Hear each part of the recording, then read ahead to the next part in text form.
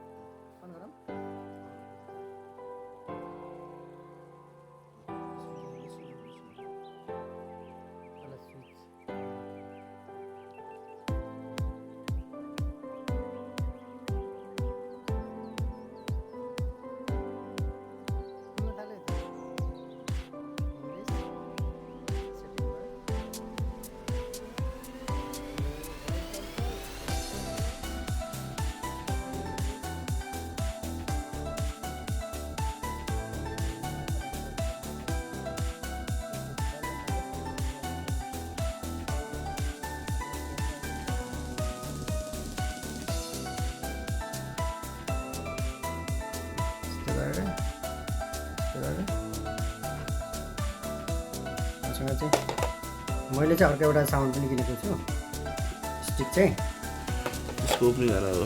ल म सर्टलीको चाहिँ मैले ओपन गर्छु हैन, अनबक्सिङ गरेर हेर्छु अनि त्यसलाई चाहिँ मैले यो मेरो क्यामेरामा फिट गर्छु। ल ओके छ। ल हेरौँ है साथीहरू, ल हेरौँ के आउँदैछ यो बक्समा पनि हेरौँ। केही पनि छैन त मात्रै हेरौँ होइन यस्तो गर्ने। हेलो गर्ने ट्राइपड पनि हो है यो ट्राइपड पनि बनाउनु छ। अब मैले चाहिँ क्यामेरामा जोडिदिएको छु।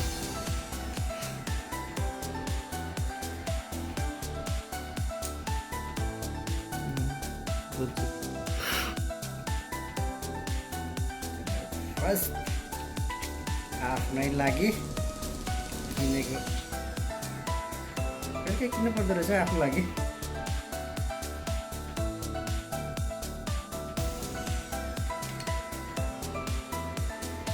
लन्च भएको न्यू एडिसन भयो नि।